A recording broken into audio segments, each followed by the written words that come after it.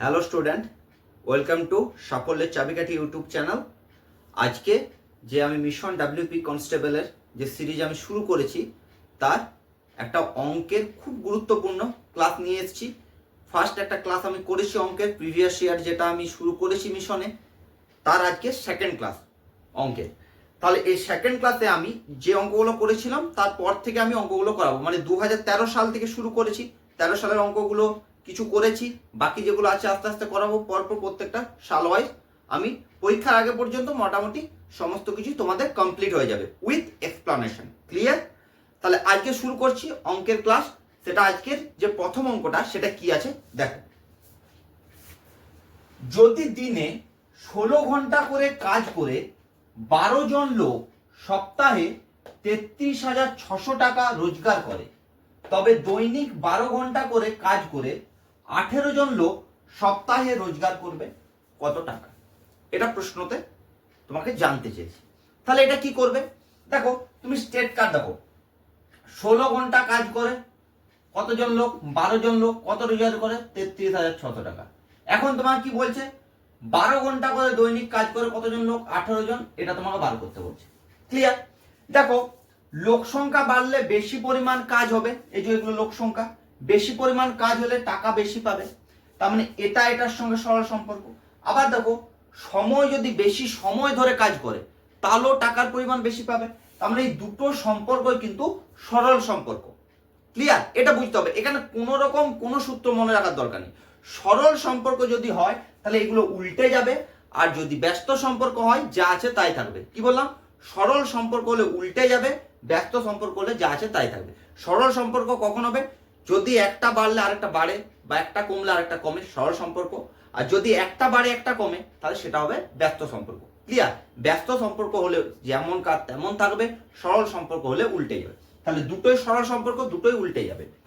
দেখো, তাহলে 33,600 ইন্টু 16/12 আছে, তাহলে 12/16 হবে, ইন্টু 12/18 আছে, মানে 18/12 হবে। ক্লিয়ার? তাহলে দেখো 12 এখানে কেটে দিলাম, 16 দিয়ে এটা কাটছি। দেখো 16 দুগুণে 32, 16 1 16 হলো।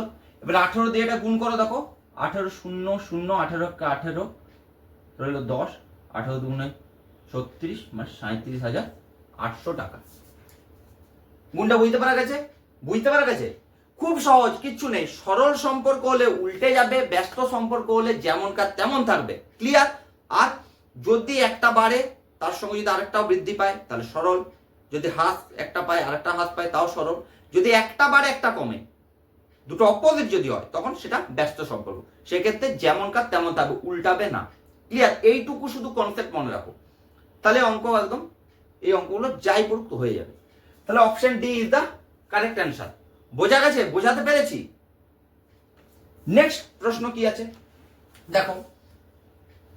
এক্স এর 8% ওয়াই এর 4% এর সমান হলে এক্স এর 20% হবে। দেখো অপশন আছে ওয়াই এর 10%, ওয়াই এর 15%, ওয়াই এর 20%, ওয়াই এর 25%। দেখো কিচ্ছু করবো না, ডাইরেক্ট অপশনে দাগ দেবো। এই টাইপের এরকম অঙ্ক বলে ডাইরেক্ট অপশনে দাগ দেওয়া যাবে।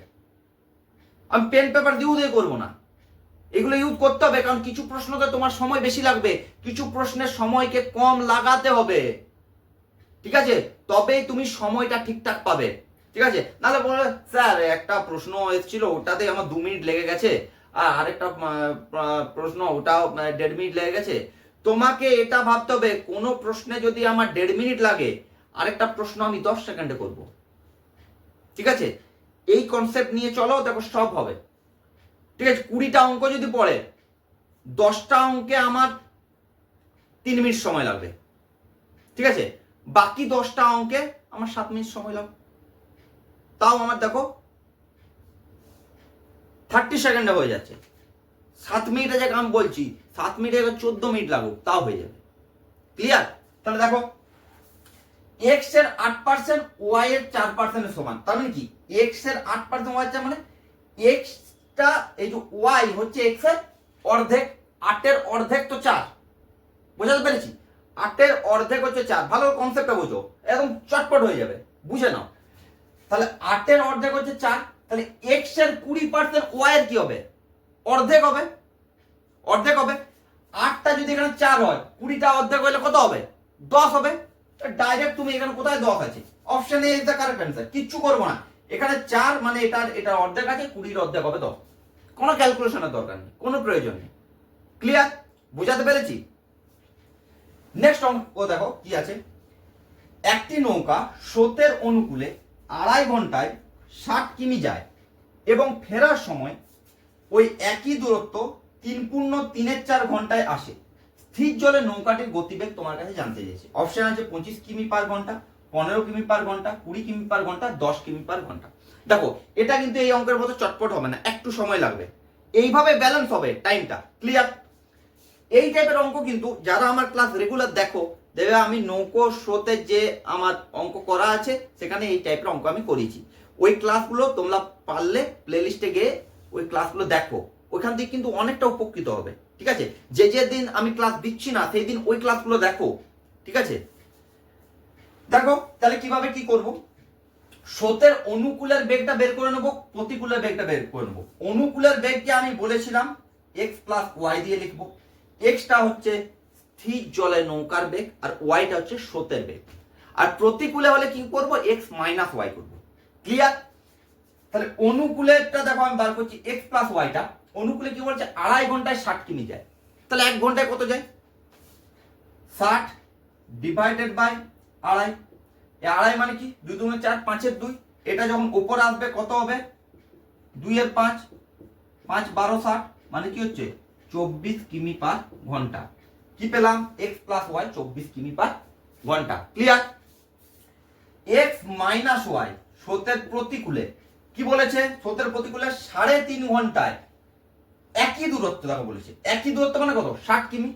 তাহলে 60 কিমি যায়, সরি 3.5 ঘন্টা নয়, 3.4 ঘন্টা, 3.4 ঘন্টা সমান কি হচ্ছে? 60 ইন্টু 3 4 12 3 15। তার মানে 4 এর 15 উল্টে যাবে, 4 15 4 60, তার মানে এটা কি হচ্ছে? 16 কিমি প্রতি ঘন্টা। তাহলে x প্লাস ওয়াই হচ্ছে 24 আর x মাইনাস ওয়াই হচ্ছে 16। আমাকে বার করতে হবে কি? x স্থির জলে বের করতে বলেছে। যদি স্রোতের বলতো তাহলে আমি y বার করতাম। ক্লিয়ার? তাহলে এখানে দেখো লিখছি x প্লাস ওয়াই সমান 24 আর x minus Y equal to 16। দেখো এটা যদি কাটি যোগ করি তাহলে 2x সমান কত হচ্ছে? 40। 24 আর 16 তাহলে x সমান কত হবে? 2 20। তাহলে 20 কিমি পার ঘন্টা। অপশন কোথায় আছে? Option C is the correct answer. বোঝাতে পেরেছি? খুব সহজ, আমি বোঝালাম বলে এত সময় লাগে। x plus Y x minus Y বের করব, x বার করব হয়ে যাবে। যদি স্রোতের গতিবেগ বলতো কি করতাম? এখানে বিয়োগ করতাম, এটা প্লাস হতো এটা মাইনাস হতো, x x কাটতো, 2y সমান এটা বিয়োগ করলে 8 হতো। তাহলে স্রোতের গতিবেগ এখান থেকে কত পেতে? 4 কিমি পার ঘন্টা। ক্লিয়ার? এখানে পরীক্ষায় পড়েছে স্থির জলে নৌকার গতিবেগ, তোমার পরীক্ষাতে কিন্তু স্রোতের গতিবেগ পড়তে পারে, তাই বলে দিলাম। স্রোতের গতিবেগ কত হবে? 4 কিমি পার ঘন্টা। এখানে পর্যন্ত বোঝা গেছে? এরপরের অঙ্ক বলে দেখো। তাহলে এরপর নেক্সট অঙ্ক কি আছে দেখো। দুটি সংখ্যার অনুপাত 3:4 এবং গসাগু 4, সংখ্যা দুটির লসাগু কত তোমাকে জানতে চাইছে। ঠিক আছে? তাহলে দেখো সংখ্যা দুটি কি কি হবে? অনুপাত আর গসাগু দেওয়া মানে কি? সংখ্যা দুটি একটা 3x4 আর এটা হবে 4x4। ক্লিয়ার? তাহলে একটা হচ্ছে এটা, একটা এটা। তাহলে লসাগু গুণিত গসাগু সমান সংখ্যা দুটির গুণফল, এটা তোমরা জানো। তাহলে এটা গুণ করলাম ডিভাইডেড বাই গসাগু কত? 4। এটাই তো লসাগু হবে। গসাগু গুণিত লসাগু সমান সংখ্যা দুটির গুণফল। তাহলে লসাগু সমান কি হবে? সংখ্যা দুটির গুণফল ডিভাইডেড বাই গসাগু। তাহলে এটা কি হবে? 4 4 কাটলো, 4 4 16, 3 16 48। Option C is the correct answer. Clear?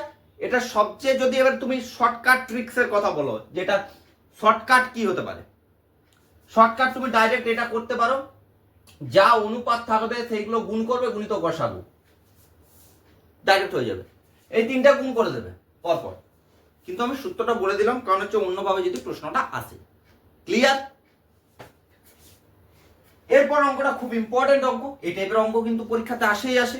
দেখো, ঘন্টায় 72 কিমি বেগে 110 মিটার দৈর্ঘ্যে একটি ট্রেন 132 মিটার দীর্ঘ ব্রিজকে অতিক্রম করতে সময় নেবে। ভালো করে দেখো, ঘন্টায় 72 কিমি বেগে, মানে 72 কিলোমিটার প্রতি ঘন্টা, আর এখানে দেখো মিটারে বলেছে, দুটোই। আর উত্তর দেখো 9.8 সেকেন্ড, 12.1 সেকেন্ড, মানে এখানে সেকেন্ডে আছে। তার মানে এই গতিবেগটাকে আমাদের কিলোমিটার প্রতি ঘন্টাটাকে মিটার প্রতি সেকেন্ডে নিয়ে আসতে হবে। এটা একদম ডাইরেক্ট এটা অ্যাপ্লাই করবে। আমি বলে দিচ্ছি, 72 কিমি পার ঘন্টা সমান 72 ইন্টু 5 ডিভাইডেড বাই 18 দিয়ে গুণ করবে। যদি বললো স্যার কোথা থেকে এলো এরকম, কি করে এরকম এলো, না দেখো 1 কিলোমিটার 1000, আর এটা হচ্ছে 3600 সেকেন্ডে। এই দুটো যখন তুমি কাটবে দেখবে 2 5 10, 2 18 36, 5 18, সেই 5 18 দ্বারা গুণ করবে, 18 4 72, 5 4 20, তাহলে 20 মিটার পার সেকেন্ড। তার মানে ট্রেনটার গতিবেগ কত, 20 মিটার পার সেকেন্ড। তোমার কি বলেছে, 110 মিটার দৈর্ঘ্যের একটি ট্রেন 132 মিটার দীর্ঘ একটি ব্রিজকে অতিক্রম করতে কত সময় লাগবে। দেখো ট্রেনটা যখন ব্রিজটাকে অতিক্রম করবে, ধরো এইটা হচ্ছে ব্রিজ, এইটা হচ্ছে ট্রেন। এই ট্রেনটা ধরো এখানে, যখন এই ট্রেনটা এখান থেকে এখানে আসবে, তখন তাকে কতটা দূরত্ব অতিক্রম করতে হচ্ছে, এই পয়েন্টটা যখন এখানে যাবে, তার মানে কি এই ব্রিজটাকে অতিক্রম করতে হচ্ছে, প্লাস নিজের দূরত্বটাকে অতিক্রম করতে হচ্ছে, নিজের দৈর্ঘ্যটাকে, এখান থেকে এতটা। তার মানে মোট দূরত্ব কি হবে, ট্রেনের দৈর্ঘ্য প্লাস ব্রিজের দৈর্ঘ্য। তাহলে এই দুটো যোগ করলে কত পাচ্ছি, 200, দেখো 42 পাচ্ছি এই দুটো যোগ করলে। তাহলে দেখো 1 সেকেন্ডে যায় 20 মিটার, 242 মিটার যেতে কত সময় নেবে, তার টাইম সমান কি, ডিস্টেন্স ডিভাইডেড বাই গতিবেগ। যারা আমার ক্লাস করেছো তারা এই সূত্রগুলো আশা করি বুঝতে পারছো। গতিবেগ সমান কি, ডিস্টেন্স বাই টাইম, তার টাইম সমান কি হবে, ডিস্টেন্স বাই গতিবেগ। তাহলে এটা যদি করো 2 দিয়ে কাটো, দেখো 121, এটা 10, এটা দশমিক হয়ে যাবে 12.1 সেকেন্ড, চটপট উত্তর হয়ে যাবে। বোঝাতে পেরেছি? তাহলে কোন অপশন হবে, option D is the correct answer. Clear? তাহলে আজকের ক্লাসের লাস্ট অঙ্কটা দেখো, কোন বিদ্যালয়ে বালক বালিকার অনুপাত 7:5, যদি ওই বিদ্যালয়ে মোট ছাত্র সংখ্যা 2400 হয়, তবে বালিকার সংখ্যা কত। এখানে প্রশ্নে সামান্য ভুল আছে, এখানে এটা ছাত্র সংখ্যা লিখেছে, ঠিক আছে, স্টুডেন্টদের হিসাবে ছাত্র সংখ্যা, ছাত্র ছাত্রী সংখ্যা এটা লেখা উচিত ছিল, ঠিক আছে। হয়তো ইংলিশে সেটা স্টুডেন্টস আছে, কিন্তু বাংলাতে শুধু ছাত্র লিখে দিয়েছে, ঠিক আছে। এটা জাস্ট একটু মিস্টেক আছে, ওরা ছাত্র ছাত্রী সংখ্যায় বোঝাতে চেয়েছে। এবার দেখো, তাহলে দেখো ছাত্রী মানে বালিকার সংখ্যা বার করতে বলেছে, তুমি ডাইরেক্ট কি করবে, 5 ডিভাইডেড বাই 7 প্লাস 5 ইন্টু 2400। এটা দেখো 12 হয়, 7 আর 5, আমি 12 লিখছি, 12 2 গুণে 24, কত উত্তর, 1000। Option C is the correct answer. চটপট হয়ে যাবে অঙ্ক। কতক্ষণ লাগবে এটা অঙ্কটা করতে, 20 সেকেন্ড ম্যাক্সিমাম। পড়বে, পড়তে পড়তে অঙ্ক হয়ে যাবে। ক্লিয়ার? কিছু কিছু অঙ্কে একটু সময় বেশি লাগবে, সেটা এই সব জায়গা থেকে মেকআপ হয়ে যাবে, যেটা বললাম। তাহলে আজকের ক্লাস কেমন লাগলো তোমরা কমেন্টে জানাবে, কোনো কোয়েরি থাকলে কমেন্টে বলো, আমি তার যথাযথ উত্তর দেওয়ার চেষ্টা করব। আর ক্লাস ভালো লাগলে একটা লাইক দিয়ে দেবে, আর এই ক্লাসটা তোমাদের বন্ধুদের মাঝে শেয়ার করে দাও। আর যারা এখনো সাবস্ক্রাইব করোনি তারা চটপট সাবস্ক্রাইব করে দাও, ঠিক আছে। এই চাকরিটা পাওয়ার জন্য এই চ্যানেলটা চটপট সাবস্ক্রাইব করে দাও।